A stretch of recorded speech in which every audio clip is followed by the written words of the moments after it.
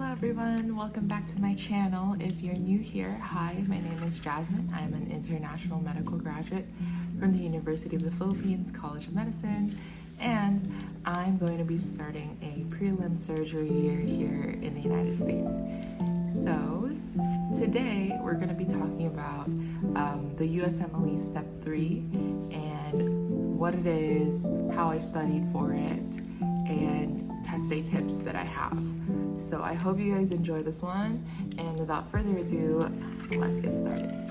Alright, so let's start with a breakdown of the USMLE Step 3.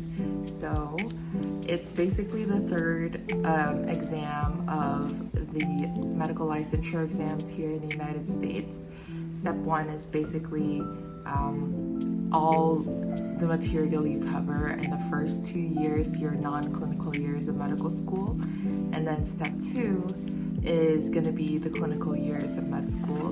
And then so step 3 is typically when US trainees take it, is after or during their first year of residency, so their intern year. And basically it's like a combination of step 1 and step 2, and with additional knowledge that you would gain from your intern year. So for me, I've completed my internship year in the Philippines prior to applying to residency here in the United States. And because I'm a graduate of medical school already, I am eligible to take step 3. So I went ahead and took it.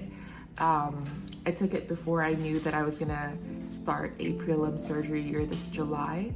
And the reason why is because I thought I wouldn't get into any residency position at all.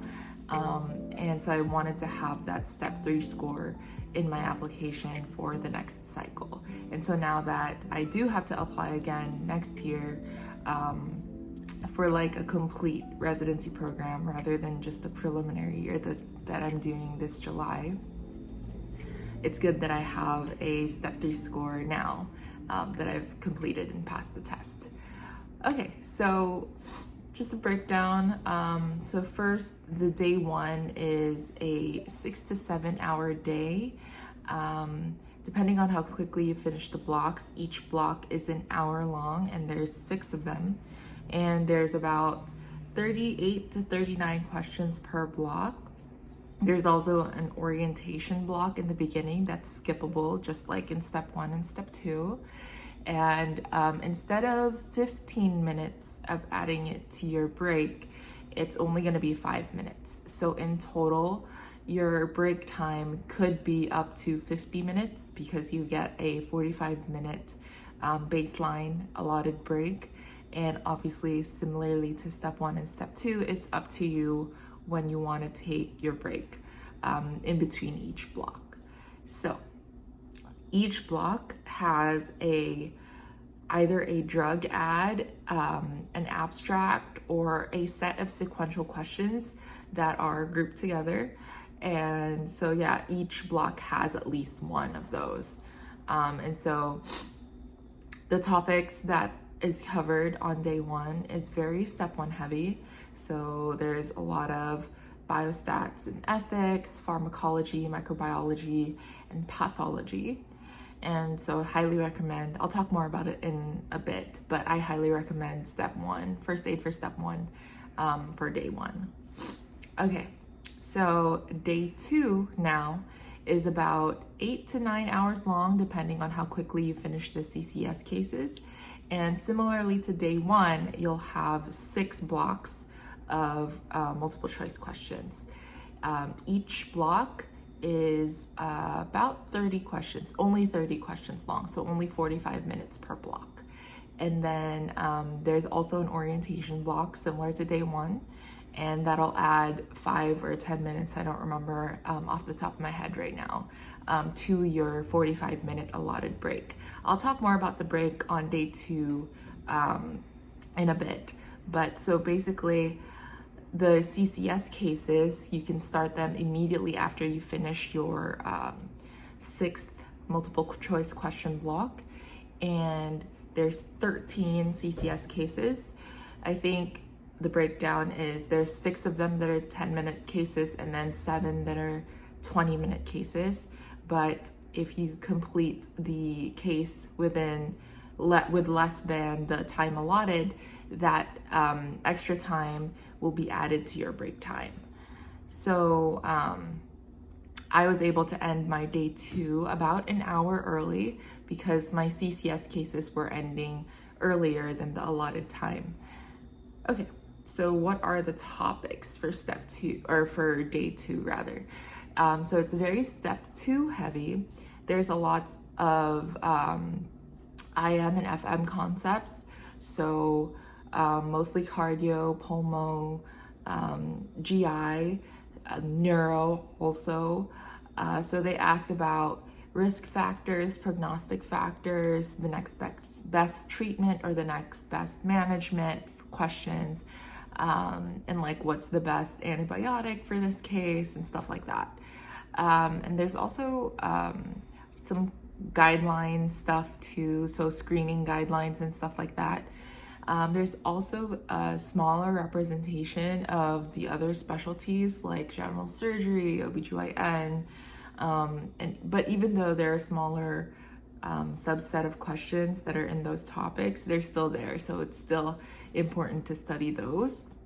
And then for me, there were a lot of H&P questions. So what I mean by those is that they present you basically a clinic note of an H&P of a patient, and then at the very end of that clinic note, they'll have a question about what you just read. So for those questions, I read the question first, and then I go ahead and read like the H&P of the patient that's presented. And lastly, for day 2, there were no biostats or ethics questions. If any, there's very few ethics questions, but definitely nothing that required me to calculate anything for day 2. And for the CCS cases, the topics that were covered were all pretty much covered in the ccscases.com resource. And so they are pretty straightforward for me, at least. Not really anything too surprising, especially since I went ahead and went through all of the high yield cases twice, and all of the cases on ccscases.com at least once. So I made sure that for the high yield cases, I got at least 80 to 90% of the management correctly before I moved on to another high yield case. And so yeah, that's basically the overview of the exam. It's 2 days long. Day 1 is mostly step 1. Day 2 is mostly step 2. And it sounds like a lot, but just take it day by day, and remember that after you finish day 1, forget about it and only focus on day 2. And so that's kind of the breakdown of the exam, and I'll go over next the timeline that I had for studying for this exam. All right, so now I'm going to discuss my study timeline for this exam. First, I'll start with the resources that I used. So number 1 was first aid for step 1, and number 2 is first aid for step 2 in terms of review books that I used. And then the main one for questions was UWORLD for me. I did use AMBOSS a little bit towards the end of my study period, just for the QI and the ethics portions that they had. And then the other main resource that I used is ccscases.com. And then in terms of practice exams, I did both NBME forms 6 and 7, which are available through the NBME website, as well as the free 137 questions from the USMLE website for step 3. And I found the old form, which I believe was from 2022 or something like that. And then I did the new form that's available online. And then for review lectures or podcasts that I listened to, I did Divine Interventions podcast and the Biostats videos from Randy Neal on YouTube. So those were kind of just the tools that I used. I didn't use anything else really other than those. So let's go to the timeline. So what I did was last year in October, I purchased my CCS subscription and my UWorld for Step 3. So my UWorld for Step 3 subscription included the UWorld Biostats, the Step 3 question bank, and the Step 2 supplemental question bank. So I completed all of those.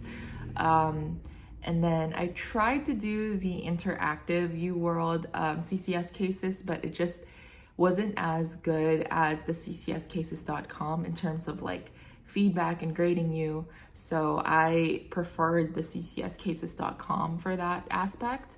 So what I did instead was the UWorld CCS cases had PDFs as well as the interactive ones. So if you just click through the interactive cases, you could get to the end where it has an explanation.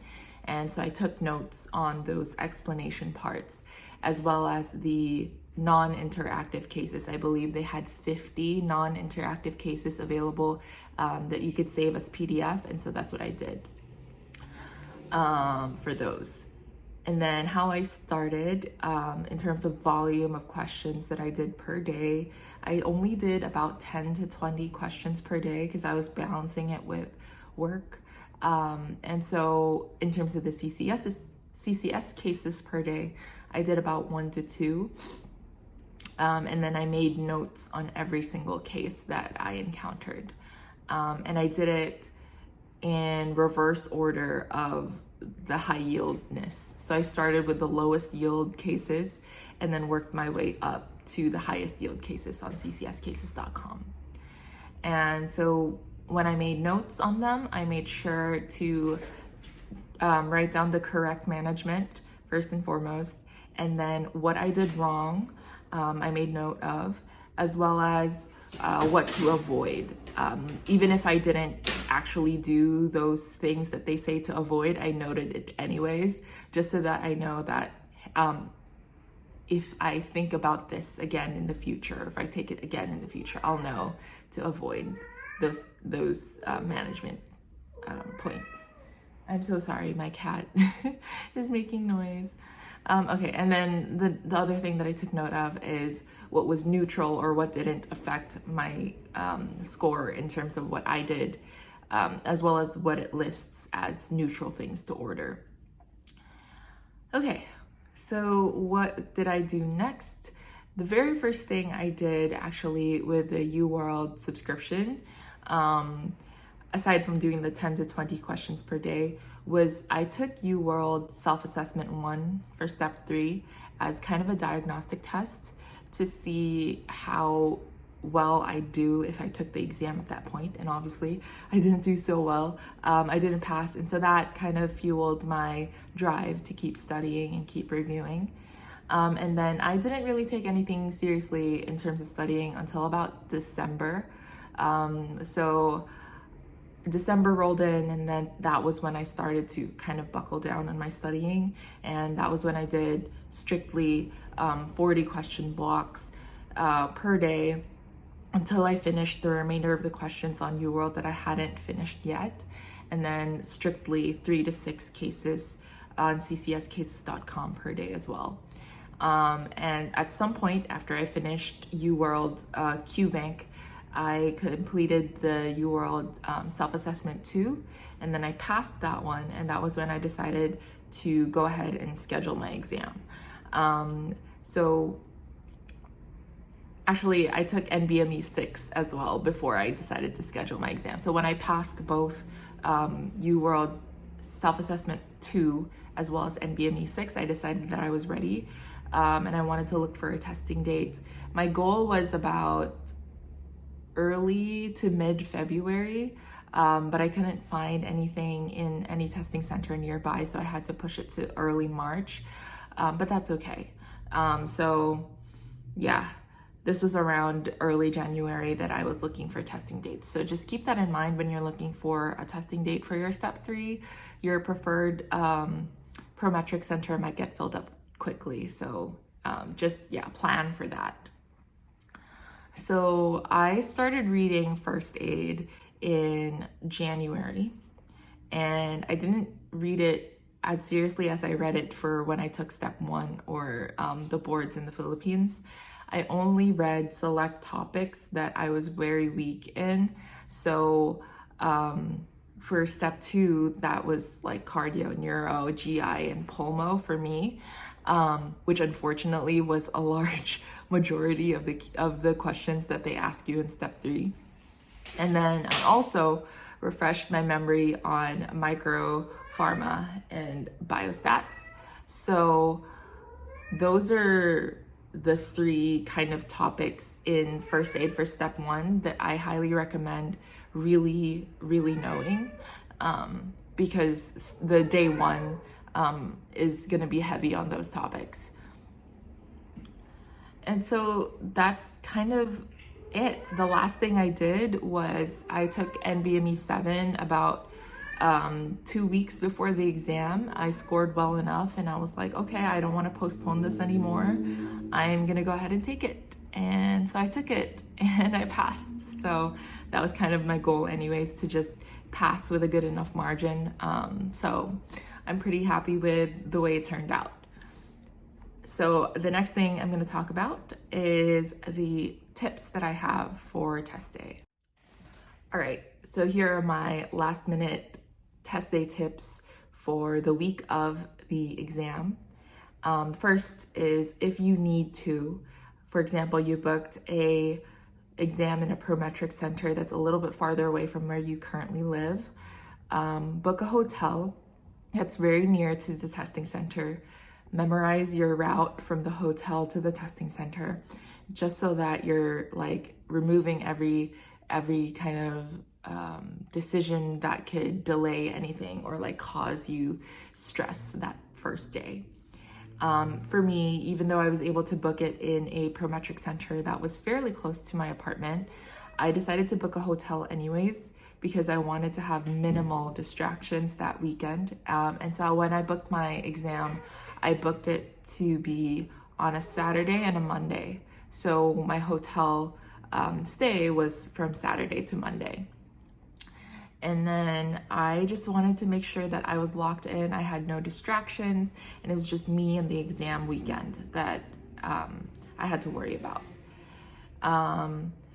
So the next thing I have to recommend is to obviously pack food with you, snacks, caffeine, medications, lunch, just so that you won't be, hungry during the exam days. And it's the same as what you would have done for step 1 or step 2. So I'm sure you guys already know how to do that.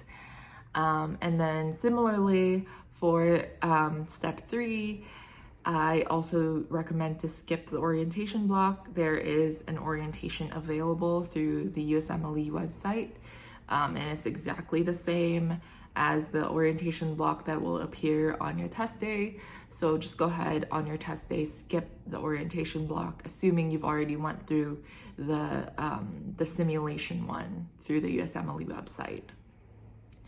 And like it does for step 1 and step 2, that time that you would have spent on the orientation block would be added to your break. All right, so next tip is for how I broke down the blocks for each day. So each day has 6 blocks. How I broke it down was 2 blocks back to back, and then I took an authorized break outside of the testing area to go to the bathroom, eat a snack, get a drink of my green tea or whatever, stretch my legs, and then come back and then do another 2 blocks and then go out, do a break, and then come back and then do my last 2 blocks and then end. And so that was what I did for both day 1 and day 2. And then in terms of the CCS cases on day 2, how I broke it down was I did the first half all the way through, and then I took a break, and then the last half I did all the way through, and then I ended. And then in terms of what I did during breaks, like I mentioned, it was mostly just like bathroom break, drink water, drink caffeine, eat a snack if I was hungry. I ended up not eating the lunch that I packed for both days because I managed to finish early enough that I could have just eaten lunch after my exam was over, and that's exactly what I did. I ate lunch with my husband to celebrate after each day. And then another tip that's important is to stay calm and to trust in your preparation, especially if you've already done some time as an intern. Trust in your experiences thus far. It will lead you to the right answer for some of the questions that are a little more out of this world. Next, if you do enter a question that's out of this world, skip it. Don't waste your time on it until you've answered all that you can answer. And then when you come back to it, that's when you can apply kind of like the test taking strategies, like eliminate the ones that you know are wrong, make your best educated guess, stuff like that. In terms of how to tackle the biostats questions, because I'm telling you, a large portion of the exam for day one is biostats. So lots of calculation, lots of knowing like what kind of study is this, what bias you might be worried about given such and such study. I am fairly confident with my biostats skills, and I tend to be super fast with the biostats calculations. So my targeted approach for these questions was to tackle them head on as soon as I saw them. And then that way I get them out of the way and then focus on the other questions that were giving me more trouble. Some people who are having trouble with the biostats questions,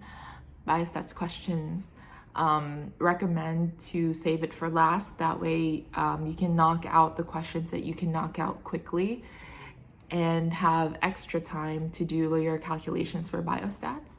That's totally up to you, just like however you want to tackle those biostats questions, depending on kind of your own self-assessment of your skills in biostats.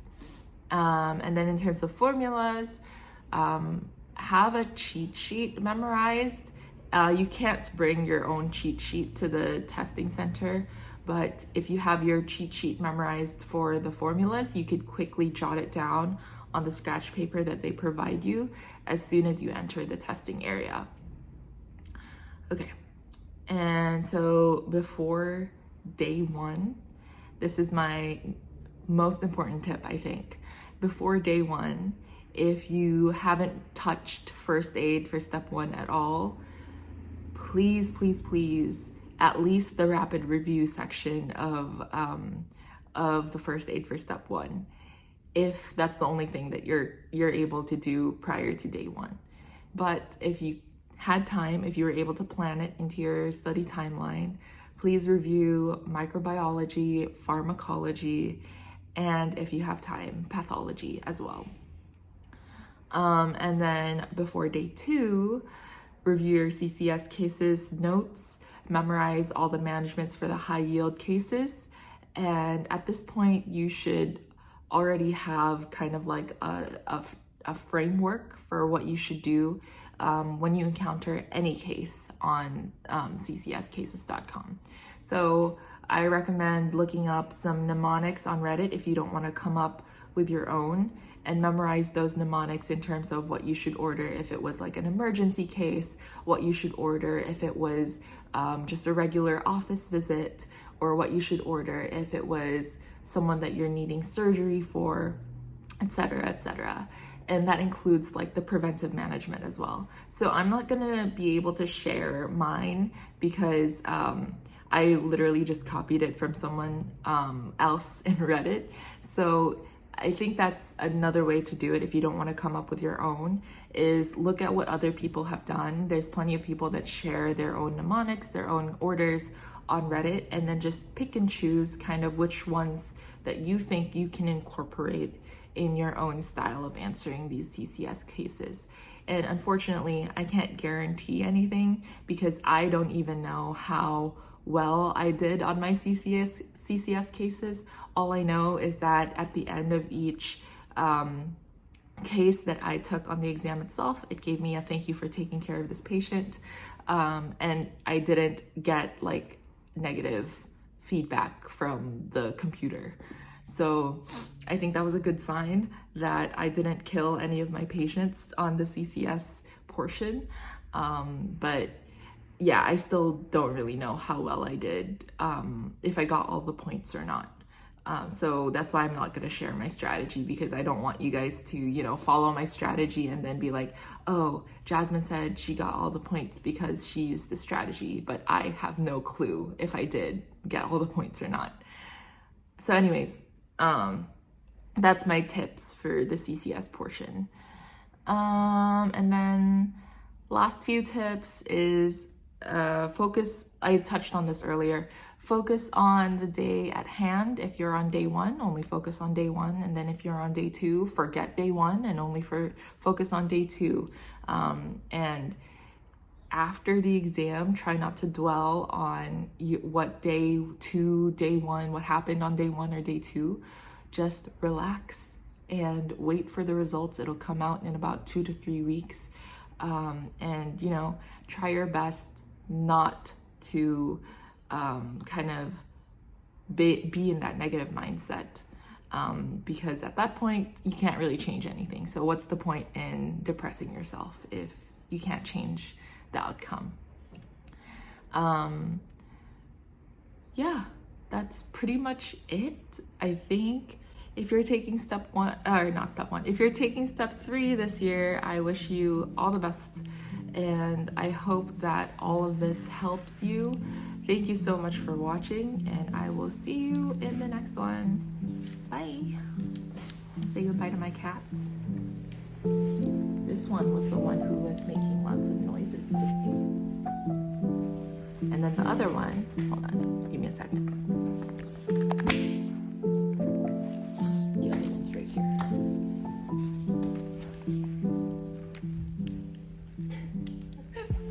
All right, bye guys.